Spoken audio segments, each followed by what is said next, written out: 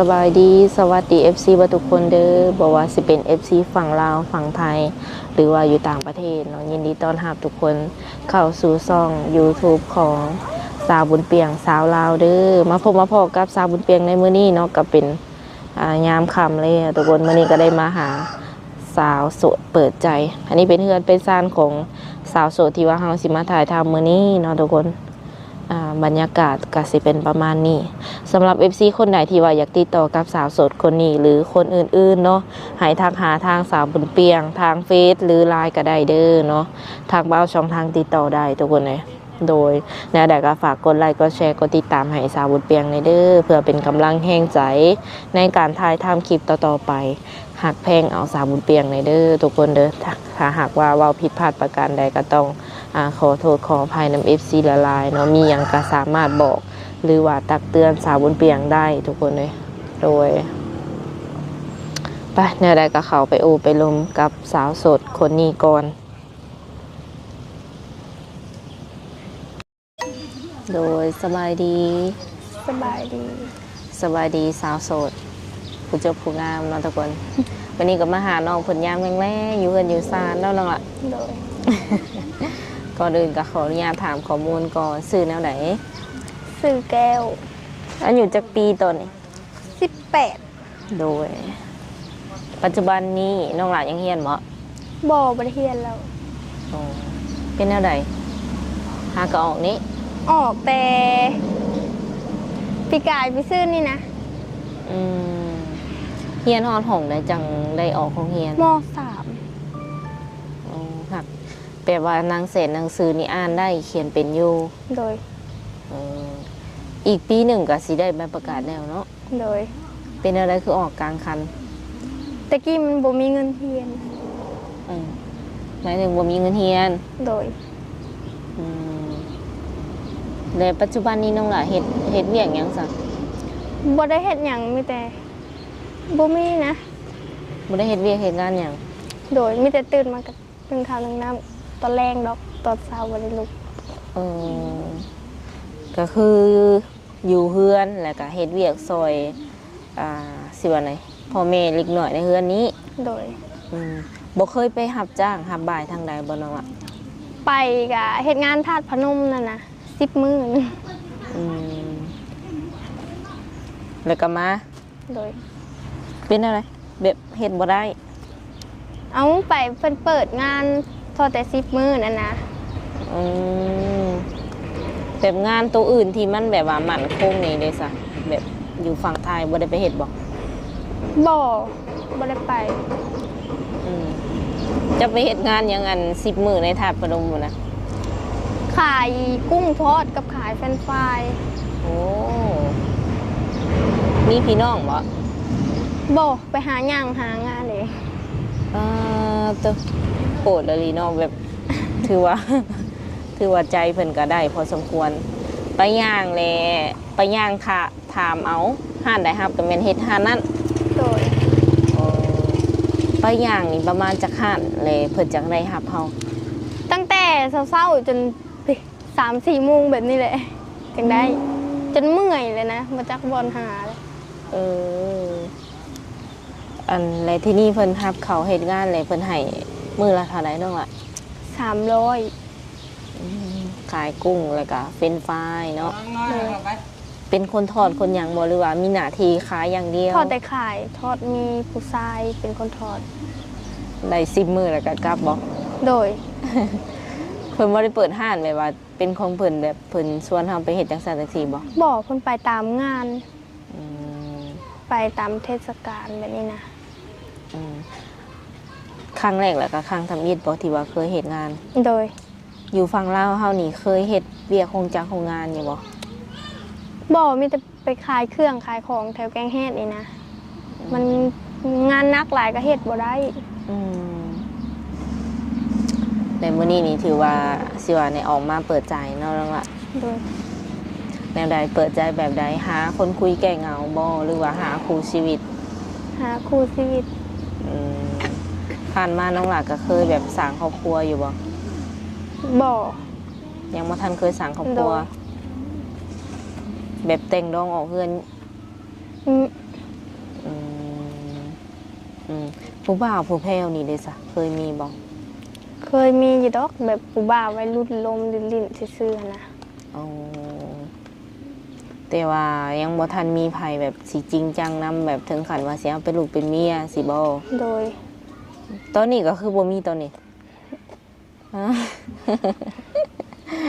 เปิดใจไว้อยู่บ่หรือว่าบ่เปิดใจหับไผเขาก็เลยบ่เข้ามา เฮาบ่ได้สู่ลมผู้ใดนะ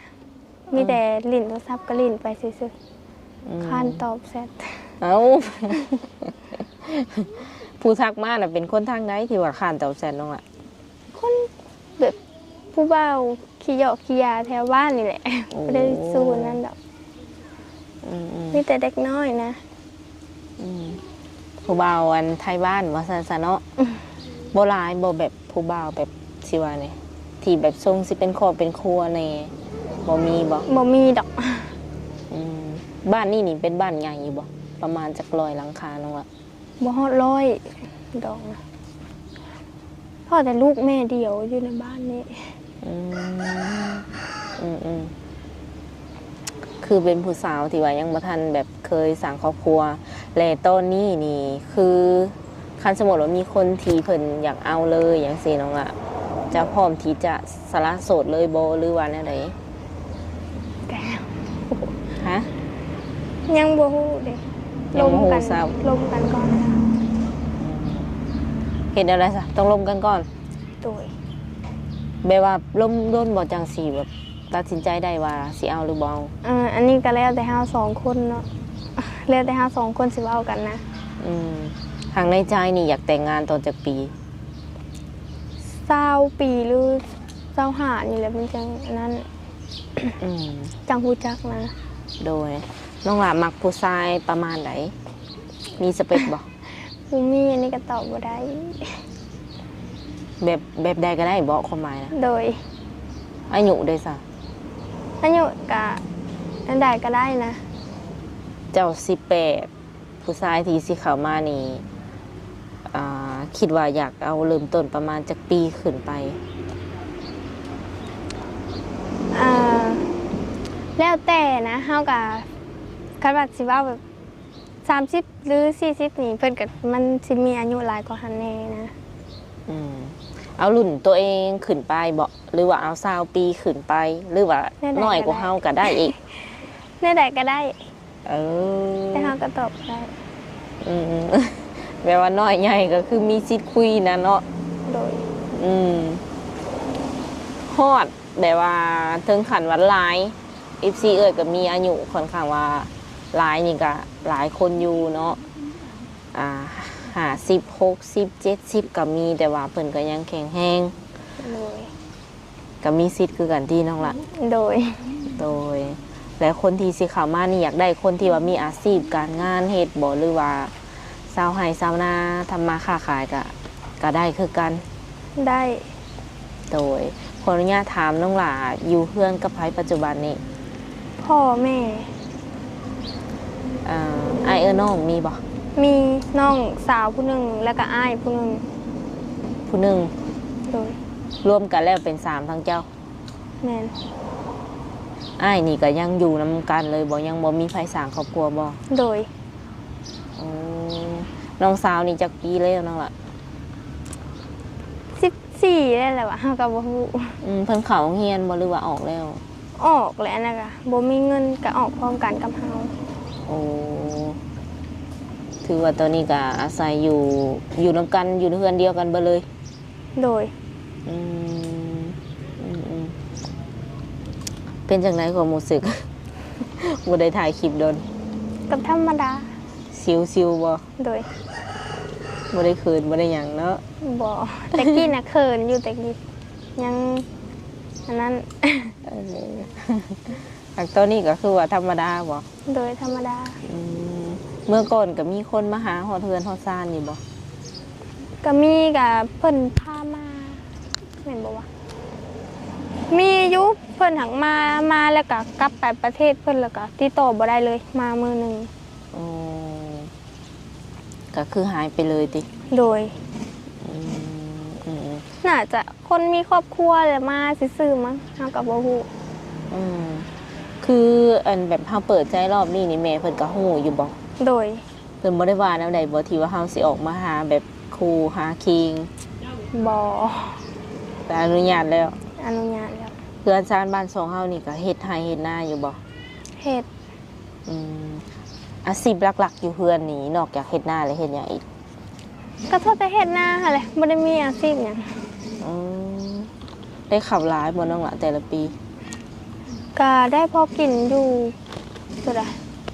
50หรือ80นี่แหละ คันว่ามีงานมีการก็แม่นขายข้าวขายน้ำบ่ โดย เพราะว่าเฮาบ่มีอาชีพเสริมเนาะ แม่น อืมโดยถ้าพ่อกับถ้าแม่อายุประมาณเท่าใดตอนนี้จือบ่น้องละ พ่อก็พ่อไม่นะ แบบพ่อหน้า30 โอ้แม่ได้ซะ แม่40ปลายเลย โดย เป็นพ่อหน้าพ่อแท้ๆน้องหลานได้ซะ พ่อแท้ๆอยู่60 70เลยแหละว่ะ โอ้เพิ่นแยกกันบ่หรือว่าเพิ่นเสีย เพิ่นแยกกัน โดยเป็นพ่อหน้าเพิ่นเนาะทุกคนก็อยู่เพื่อนน้ำกันนี่บ่ โดย อืมคันว่ามีแบบมีงานมีการแบบสิว่าไหนคือมาสัมภาษณ์น้องเนาะอะไรเพิ่นเห็นคลิปน้องอย่างซี่นะเลยอยากชวนไปเห็นงานเหตุการณ์สมมุติว่ายังบ่ทันมีครูแต่มีงานเข้ามาก่อนอย่างซี่นะน้องอยากไปเฮ็ดอยู่บ่ ไปแม่ก็ยังให้ไปไทยค่ะจักแนวใดนะ มันบ่มีเงิน บ่ก็หมายว่าอยู่บ้านแล้วบ่มีเงินแต่อยากให้เจ้าไปเฮ็ดงานอยู่ฝั่งไทย โดย มีบ้านแล้วบ่ตอนนี้ เฮ็ดแล้วแต่ยังบ่ได้ไปเฮาบ่กล้าไปผู้เดียวเฮาย้าน อืมสมมุติว่ามีงาน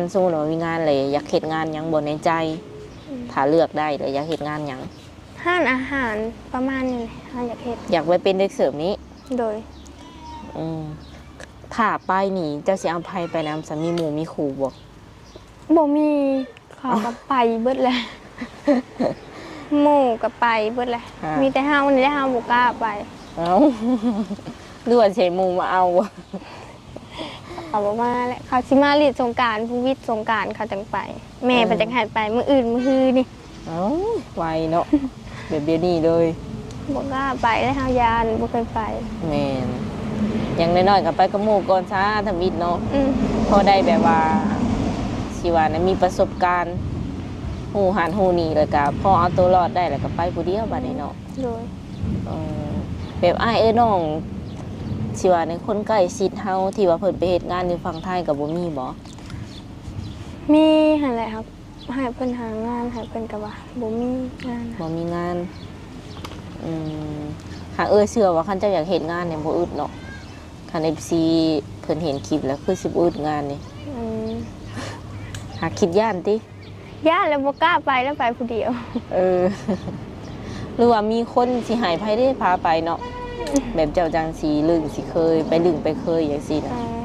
ก็เข้าใจอยู่ว่าทำวิทย์ก็ต้องแบบกังวลในจังหน่อยเนาะคนรู้จักกัน ไปเหตุงานนี่คิดว่าอยากได้เงินเดือนประมาณเท่าไหร่ ฮะ อยากได้เงินเดือนประมาณเท่าไหร่ครับไปเหตุงาน ปกติเขาก็คือว่าเงินเดือน12,000 13,000นี่แหละว่า อยากได้งานที่ว่ากินอยู่นำบอก โดย คืออยู่บ้านแล้วนี่บ่ได้เฮ็ดหยังแล้วก็ไปหลินไปเที่ยวอยู่บ่เลย สิได้ไปสิได้มันบ่ได้ไปสิได้ อืมอยู่แต่เฮือนนี่แบบคำมาเลยนอน ตื่นมากก็คือเก่าโอ้เป็นตั้งเหงาเนาะ มีแต่โทรศัพท์นี่เล่นแต่โทรศัพท์นี่ เอาโทรศัพท์เป็นโม โดย เมื่อก่อนหรือว่าตอนนี้ก็บ่เคยไปหลินเลยบ่นั่งละ ก็แบบมีบุญมีงานแถวบ้านแถวนี้ก็ไปอยู่บ่แม่นว่าบ่ไปนะ อืมแบบไปหลินไปปาตรงปาร์ตี้กับหมู่บ่ได้ไปบ่ บ่มีฮอดหมู่นะมีหมู่ก็2-3 คนแบบนี้แหละ โอ้เอาไปเอามานี่หมู่เพิ่นสิรุ่นน้อยกว่าเพิ่นอีกเนาะ รุ่นเจ้าของนี่คือไปแบบฝั่งไทยไปแล้ว แม่น อืมก็ดูตนน้องเพิ่นเนาะทุกคนอยู่บ้านก็เป็นตั้งเหงาอะนะแบบมันบ่มีหยังเฮ็ดเนาะเวียกงานมันก็บ่มี โดย อืมเวียกของจักโรงงานก็ได้ไปสมัครอยู่บ่อยู่ลาวเฮา บ่ บ่อยากเฮ็ดบ่ บ่ได้ไป มันแบบคนน้อยกว่าอายุหั่นนะ เออ เขาว่าคิดตัว เออ คนเป็นคนน้อย อืมน้องเพิ่นอันตัวจริงเป็นคนน้อยและเฮาไปแบบว่ายืนประวัติแล้วเขาก็เลยว่าบ่เอาเบิ่งคน โดย คนผ่าน้อย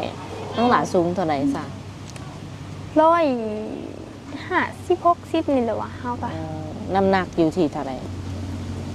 40บางเทื่อก็39เออ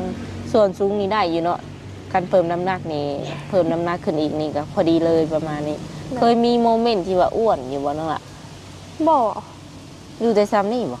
จำนี่แหละฮะล่ะ เออกินข้าวกินน้ำลายอยู่ที่แต่ละมื้อ กินสุดแต่กินมันหักหมูอ้วนเด็กเทื่อ เดี๋ยวอยู่แต่40สูงสุดว่าซั่น เลย ยาออกยาอ้วนก็บ่ได้กินบ่ บ่ อืมกินข้าวกับหยังแต่ละมื้อน้องล่ะ ตำมะกุ้งแกงหน่อไม้ไปนี่แหละ อาหารบ้านเขา อาหารหลักติ อืม อาชีพแบบสิเป็นอาชีพหลักก็เฮ็ดให้เฮ็ดนาเนาะแบบ เลย ฐานะครอบครัวนี่ได้สัจจัดอยู่ในระดับใดตามที่น้องเบิ่ง ธรรมดา ปานกลางบ่หรือว่า เลย ทุกอย่างหรือ ทุ ว่าก ยากบ่มีหยัง อืม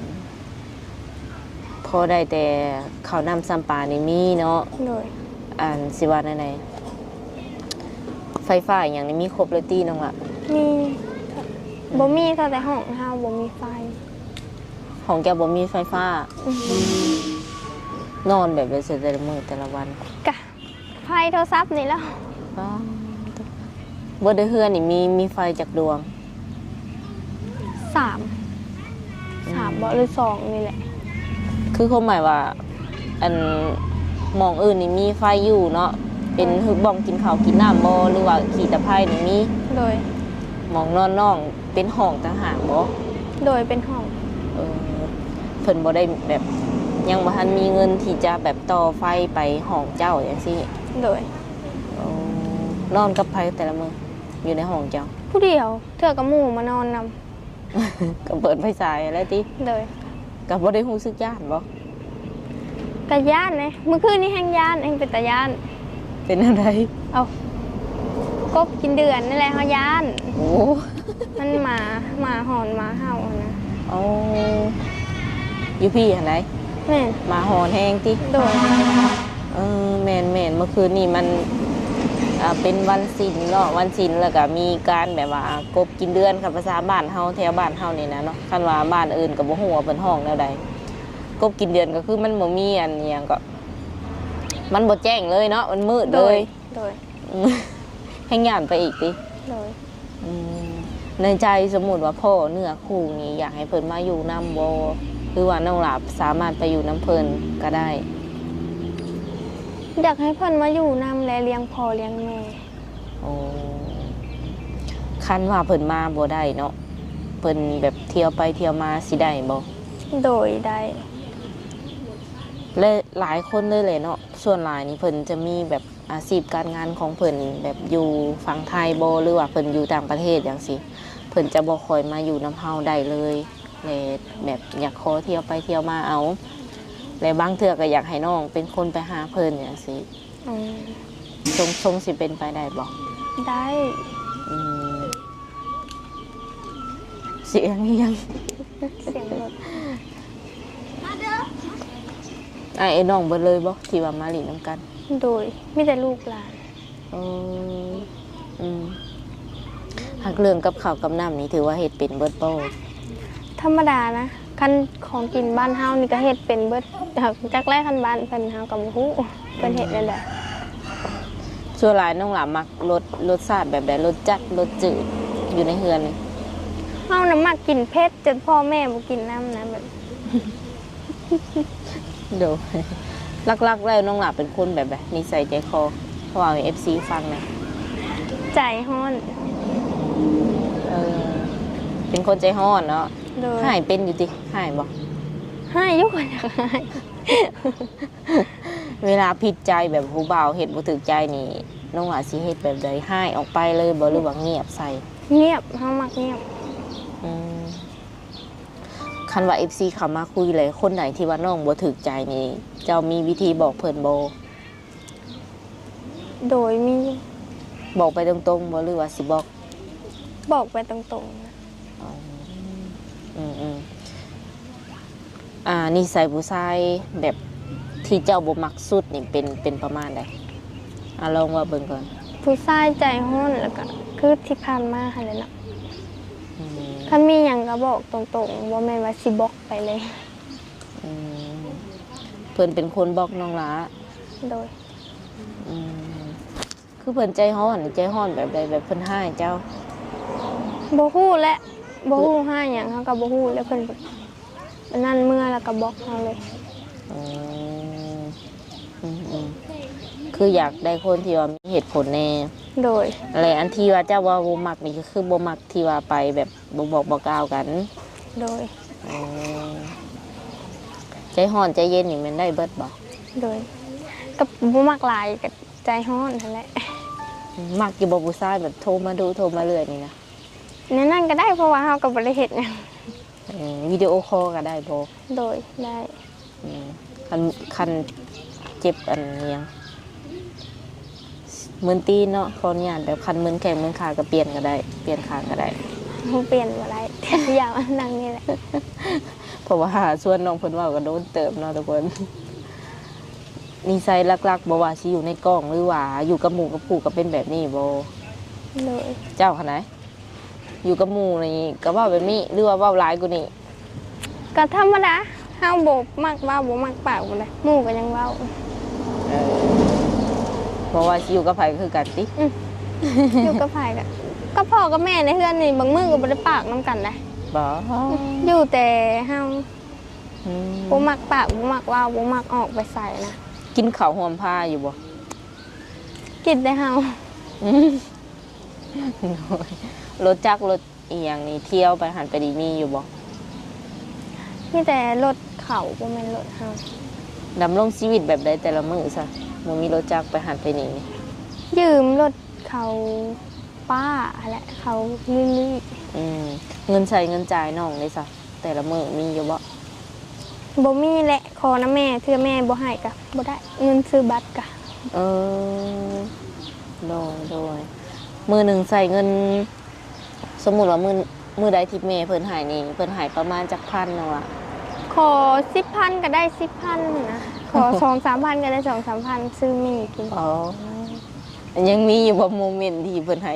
2-3,000 มีซื้อหมี่ ซื้อมีมาต้มกิน โดย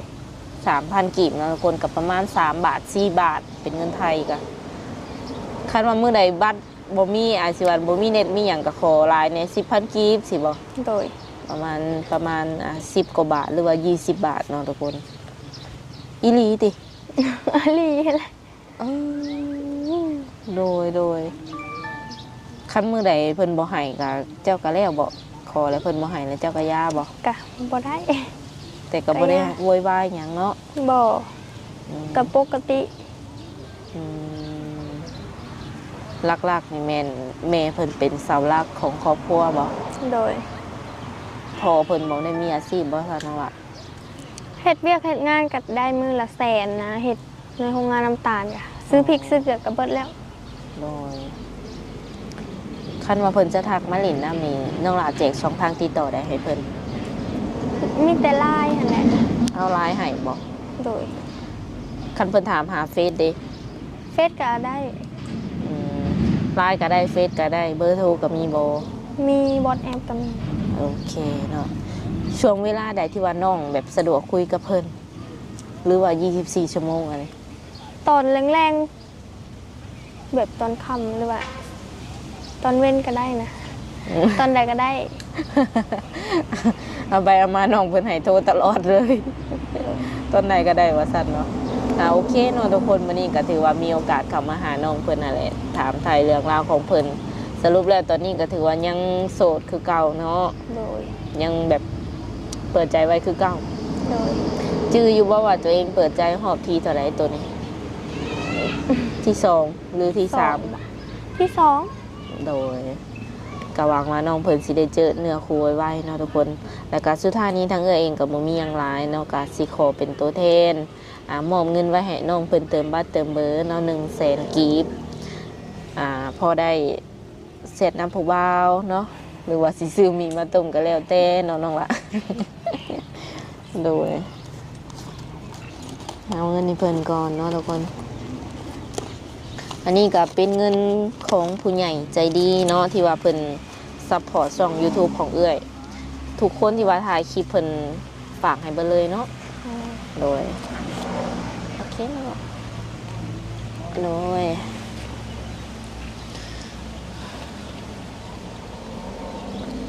โอเคเอายิ้มยัง ดีใจบ่ โดย โอเคสำหรับคลิปนี้ทางสาววันเปลี่ยนกับน้องน้องยังก็ แก้ว น้องแก้วสิได้ขอตัวเจอไว้ก่อนมื้อหน้ามื้อในว่ากันใหม่เนาะ โดย โดยสบายดี สบายดี